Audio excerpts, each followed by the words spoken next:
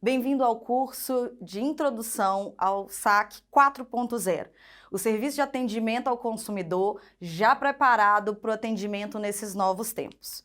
Meu nome é Isabela Ferreira e eu vou conduzir vocês por meio deste curso. Eu também sou especialista em marketing digital e já trabalho com essa área de atendimento ao consumidor há um bom tempo. Vou ter boas dicas para trazer para você aqui.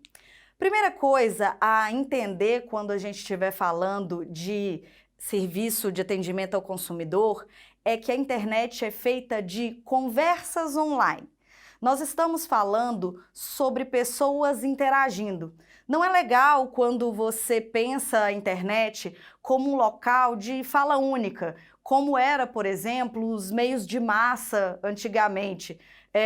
Simplesmente uma marca falando sem ter nenhum retorno específico do público. Quando a gente está falando de internet, estamos falando sobre conversas, sobre o público também interagir. O seu consumidor, ele vai responder a toda a sua fala, seja ela de venda e especificamente ao seu atendimento. Não é uma questão de só dar instruções ou dizer ao cliente o que ele deve fazer. Ele também quer ser ouvido e mostrar que realmente está ouvindo e que se importa com esse cliente vai ser fundamental para criar empatia e, com isso, fortalecer os seus negócios. Primeiro passo para pensarmos nessas conversas, para estabelecermos conversas saudáveis, positivas, é imaginar quem vai estar do outro lado, que a gente chama de buyer persona, ou seja, o seu público, com quem você quer falar. Você realmente conhece a pessoa com quem você quer falar? O seu público-alvo, foco? Você sabe do que ele gosta, o que interessa, quais são as ações, que tipo de referências ele tem, que tipo de comunicação ele gosta ou se interessa mais, quais são os canais aonde ele está com mais praticidade, que ele costuma interagir mais vezes, o que ele acha mais fácil para ele mesmo. Vai ser fundamental entender quem é esse cliente para que você possa criar boas conversações. Como que a gente faz isso? Entendendo que essa buyer persona, ela é um personagem semificcional que representa o seu cliente foco. E aí tem uma palavrinha muito importante nessa fala, né, nessa explicação de buyer persona, que é o semificcional. O que a gente quer dizer com isso? Que vão ter algumas informações que vão ser realmente ficcionais, ou seja, para personificar essa pessoa, você vai inventar um nome, você vai inventar uma idade específica, você vai criar uma historinha para essa pessoa, e esses dados são sim ficcionais, mas ele não pode ser só algo tirado da sua cabeça. É importante que essas informações sejam baseadas e comprovadas, né, confrontadas sempre com pesquisas. E para que você possa fazer pesquisas, é importante que você entenda dois tipos de dados que você pode obter para criar essa sua buyer persona. O primeiro tipo de pesquisa que a gente fala aqui, que são as pesquisas primárias, né? Os dados primários, eles são conseguidos quando você vai direto à fonte. Ou seja, quando uma pesquisa é feita especificamente para aquele tema e que, nesse caso, pode ser, por exemplo, tanto quando você contrata uma empresa que faz pesquisa de mercado, que vai custar aí algumas dezenas de milhares de reais, na grande maioria das vezes, ou quando você faz uma enquete diretamente com o seu público utilizando o Google Forms. Você pode utilizar várias formas de ter acesso a dados primários. A vantagem é que esses dados primários, eles são feitos frequentemente sob medida ou, no mínimo, tendo acesso a dados primários de terceiros. Você também pode contratar dados, né, pesquisas que já tenham sido feitas para ter acesso a esses dados. Você vai na fonte da informação. Tem menos chance de ter um viés ali depois das respostas já tidas de terceiros ou que venham de outros bancos, que você tenha já dados compilados. Sempre que você vai direto na fonte, você tem essas informações mais acertadas para você e para o seu negócio. Mas outro tipo de pesquisa também muito importante e extremamente válida, né, e que você vai achar provavelmente de forma mais fácil e muito mais barata, são os dados secundários. É você buscar informações, buscar pesquisas e tabulações que já foram feitas por outras pessoas, por outros institutos de pesquisa, quase sempre com outros fins, que não especificamente o que você tem para criar a sua persona, mas que também vão trazer informações fundamentais para você. Nesse caso, a gente pode falar aqui, por exemplo, sobre o Sebrae, sobre o próprio censo brasileiro que é feito. Eles vão ter dados muito importantes, dados gerais sobre a população, sobre os consumidores, sobre hábitos de consumo, sobre vários setores. Você pode pesquisar também se o setor em que você trabalha tem pesquisas específicas que podem ter sido feitas por associações e você vai cruzar esses dados. Essas informações vão ser menos precisas para o seu negócio especificamente, porque é mais difícil que algo tenha sido feito exatamente para o seu público, exatamente para o seu negócio, nesse recorte de tempo em que você está, mas você pode buscar informações de várias fontes diferentes e montar com isso os dados necessários para o que você precisa no seu próprio negócio. Então, você vai pegar esse tipo de informação para poder comprovar aqueles dados iniciais que você pensou para a sua persona.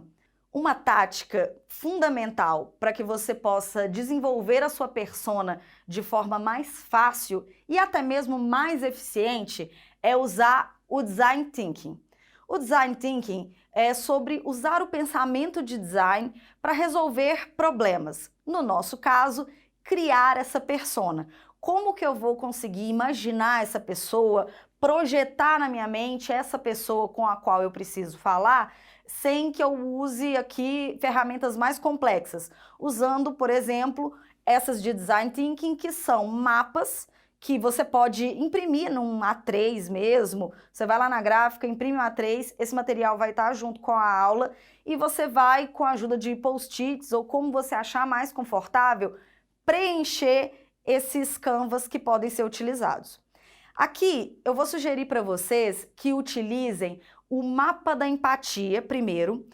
Nesse mapa da empatia, você vai se colocar no lugar do seu cliente e vai tentar imaginar o que ele pensa, o que ele fala, o que ele sente, qual é o problema dele que você resolve, né? Todo negócio, né, todo produto ou serviço resolve algum problema do cliente naquele momento.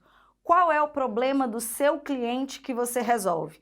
E quando ele tem esse problema, como é que ele se sente? Como é sinestesicamente para ele isso? Então você vai pensar sobre como ele pensa, como ele sente, como ele vê, como ele escuta.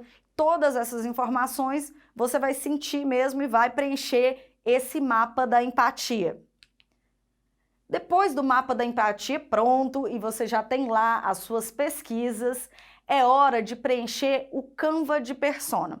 Uma coisa muito importante de se entender no caso do Canva de persona é que ele é um processo, ele não é apenas um projeto pronto, que você vai pegar esse A3, vai imprimir, vai pregar uns post-its e pronto, isso está resolvido. O processo de criação de personas, ele é contínuo, porque você vai ver que não é tão fácil, mas é plenamente possível, tá? Você vai conseguir montar, mas é um processo que leva um certo tempo. Aos poucos você vai conseguir juntar todas essas informações e, além de tudo, tenha sempre em mente que o mercado muda, o seu público muda, então o seu negócio também muda. Você vai ter que ir avaliando aí quais foram as alterações relevantes o suficiente no seu público para que você faça alterações aqui na persona. Nesse Canva de persona, você vai preencher dados demográficos desse seu cliente, então você vai estabelecer se ele é homem, mulher, qual que é a idade, onde é que ele vive, qual que é a profissão, uma pequena história dele também, se ele é casado, se ele não é. Pense em todas as informações que podem ser relevantes para que você idealize esse seu cliente. Além disso, você também vai colocar lá qual é o problema que ele tem e qual é a solução que você tem para ele, que você vai trazer lá do mapa da empatia e vai colocar aqui no Canva de Buyer Persona. Você também vai colocar quais são as marcas que são interessantes para ele, quais são os influenciadores com quem ele conversa. E um outro campo muito importante é o de canais. Você vai preencher ali quais são os canais, ou seja, quais são os locais que você vai conseguir falar com o seu público. É no e-mail marketing? Ele usa o Facebook? Ele usa mais o Instagram? Ele está lá no TikTok? É aqui que você vai definir essas informações e, olha só, isso aqui vai te responder várias coisas ao longo desse curso. Sempre que você precisar, você vai poder voltar aqui no Canva de Persona para saber qual é a decisão que você vai precisar tomar para o seu negócio especificamente. Não tem receita de bolo, gente. Quando se fala de marketing digital e principalmente aqui de atendimento ao consumidor, não existe receita de bolo. Fuja das receitas prontas. O ideal é que você desenvolva suas ferramentas e com isso você possa criar a melhor resposta possível. Esses dois Canvas, você consegue encontrar mais informações sobre eles também online, tá? Vão estar os dois para que você possa baixar junto com as informações desse curso. E minha dica é, prega ele ali atrás da porta do seu escritório, ou se você trabalha em casa mesmo, faz o seu home office, prega na porta do guarda-roupa, na parede, coloque ele em algum lugar que você veja frequentemente. Um lugar em que você vai estar sempre pensando em quem é esse cliente. A melhor forma de desenvolver processos e projetos em geral de marketing digital é ter o seu cliente como foco, é ter ele como a coisa mais importante. Então, se você ficar se lembrando do seu cliente o tempo inteiro, você vai ter mais chances de desenvolver bons produtos. E agora a gente tem que pensar quem é que está do outro lado dessa conversa. Se do lado de lá está a nossa buyer persona, do lado de cá vai estar a brand persona. Qual que é a diferença? A buyer persona, né, vem de compras, é quem compra, a pessoa que compra. A brand persona, ela é do outro lado a marca, ela é a persona da marca. E aí você pode às vezes pensar assim, mas marca tem persona? Sim, a brand persona é a personificação dos valores da marca, ou seja, de quem ela realmente é. E uma coisa muito importante, a brand persona não é o mascote. Todas as marcas possuem uma brand persona, definida claramente ou não, instintiva, mas a marca ela tem uma carinha, ela tem uma forma de se lidar, de interagir com as pessoas. E isso não quer dizer que seja aquele mascotezinho que você vê algumas marcas tendo. Não é o cachorrinho, não é o bichinho. O mascote também pode ser um tipo de brand persona, como a gente tem no caso da Magalu, né, que é a Lu do Magazine Luiza. Ela é uma personificação ali inicialmente da Luiza Trajano, que é a dona, e acaba sendo um personagem especificamente, né? Um personagem bem claro que conversa com as pessoas, que é quem está nas redes sociais, quem fala com o usuário é sempre a Lu do Magalu, ou como já começou a virar prática, né? As pessoas já chamam ela de Magalu. E já brincam, inclusive, entre chamar a Luiza Trajano de Magalu, elas meio que se fundem na cabeça do usuário ali, né, principalmente das pessoas na internet, Mas você pode também ter uma brand persona que é claramente desenvolvida, mas que não está visível para o público de forma personificada, né? Não é a Lu, não é aquele personagenzinho. Então, por exemplo, quando a gente fala de Netflix, que é muito conhecida exatamente por ter um atendimento, uma interação com os seus clientes, que é muito marcada, muito clara, né? A personagem que também, tanto da Netflix quanto do Nubank, são personagens muito claros, mas não são personagens vívidos, não são pessoas, né? Não tem essa imagenzinha como a gente tem no Lu do Magalu, mas existe uma persona bem clara, criada por trás daquilo. E é isso que você precisa ter, uma persona bem evidente de quem é a sua marca. Marcas são pessoas. A sua marca tem gostos, ela tem valores específicos, ela votou em alguém na última eleição, ela tem um certo vocabulário, ela acha graça em um tipo de piada ou não, ela tem um pacote de figurinhas que ela utilizaria ou não no WhatsApp. Então, pense na sua marca como uma pessoa. Se a sua marca fosse uma pessoa mesmo, com idade, interesses, CEP, quem essa marca seria? A princípio, pode parecer muito simples pensar na sua brand persona, pensar em quem é a pessoa dessa marca, né? Principalmente se você é um empreendedor solo, se você é uma pessoa que lidera, no mínimo, o seu negócio. Mas, entenda, a brand persona não é a voz do empreendedor.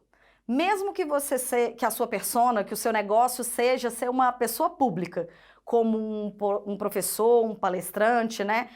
Um médico, mesmo que você seja o seu produto. Você vai perceber que é um papel social diferente. É como se a marca fosse outro papel social.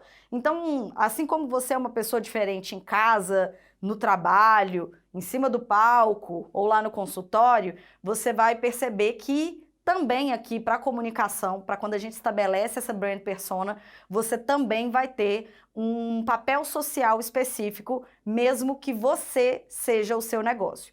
Se você não é o seu negócio, mais um motivo para você entender como unificar essas vozes que possam existir no seu negócio em uma só persona que vai comunicar com o seu cliente. Uma ferramenta dessas que está aqui é o Golden Circle. O ideal é que você preencha ele logo no início. Então, esse Golden Circle, você pode encontrar inclusive vídeos na internet sobre ele.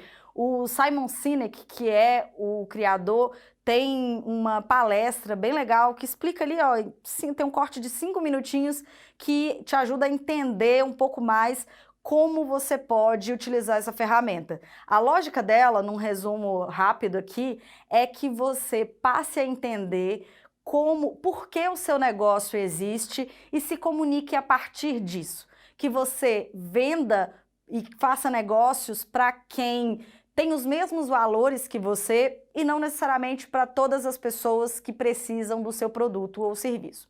Além disso, a gente vai ter aqui também quais são as marcas com quem essa persona se relacionaria, quem que influencia ela, quais são os canais em que ela conversa e qual que é o objetivo, né? Se é primário ou se é secundário. Então tem várias informações aqui que você vai poder preencher e, mais uma vez, se a buyer persona ela fica ali bem à vista no seu escritório, eu sugiro que a brand persona também fique à vista para que todas as pessoas aí que trabalham junto com você, inclusive, ou para você mesmo ficar lembrando quem é a pessoa que vai conversar com o seu cliente, quem é que vai participar dessas conversas. E que tipo de informação a sua brand persona precisa ter especificamente em relação à comunicação? Por exemplo, você precisa definir toda a linguagem, essa linguagem que seja ela verbal ou não. Quais são as cores da sua marca? Qual que é o tipo de imagem que ela utiliza? Ela usa figurinha? Não usa? Que tipo de informação ela vai utilizar para poder se comunicar com as pessoas? Qual que é o nível de formalidade da sua marca? Ela é séria? Se você tem, por exemplo, um escritório de advocacia e tem clientes ali, né, que precisam de uma marca mais séria e que fale com as pessoas de uma forma que não seja tão pessoal mesmo, por mais que você se relacione, o que se espera da sua marca é que você seja um pouco mais sisudo. A gente via isso muito nos bancos, por exemplo. Aí volto lá no exemplo do Nubank, que veio exatamente para quebrar essa coisa da fala mais séria, mais formal, mais sisuda. E se de um lado você tem um público jovem que amou isso e que gosta do Nubank exatamente por causa dessa identificação, você tem outro público que diz: essa galera vai levar meu dinheiro na brincadeira, eu não quero falar com eles. Você já define, inclusive, parte do posicionamento da sua marca pelo nível de formalidade que você tem na linguagem. Qual que é o seu vocabulário? Quais são as palavras que ela usa com mais frequência?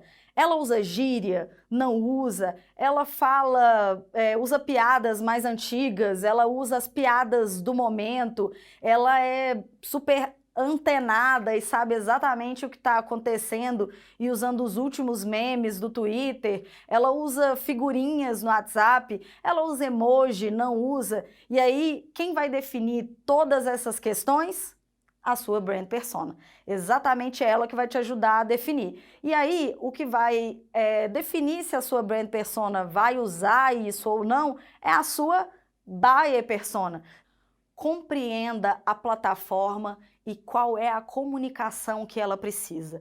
Essa voz da sua brand persona também segue aí essa lógica de papéis sociais, de certa forma. Ela vai conversar de uma forma no Instagram e um pouco diferente lá no WhatsApp, mas isso precisa ter uma unidade. Eu preciso imaginar que eu estou conversando com a mesma pessoa, que essa pessoa, ela está tomando conta, né? Essa pessoa é o que norteia a marca em todos os canais. Entenda o objetivo do canal, se ele é resolver problemas, se ele é interagir, se ali a pessoa quer ser ouvida. Às vezes a pessoa quer reclamar no Twitter ou lá no Instagram, ela só quer ser ouvida, ela nem quer que um problema específico seja resolvido, ela só quer que a marca compreenda que ela não ficou satisfeita. Ou se ela vem para o seu canal mais específico de atendimento, ela quer que o problema seja resolvido rápido.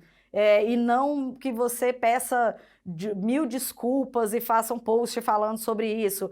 Qual é o objetivo desse canal e quais são as diretrizes de comunicação entre você e o seu cliente? Isso é tudo por essa aula de conversas online e a gente vai ver informações mais importantes ainda na próxima aula. Te espero lá!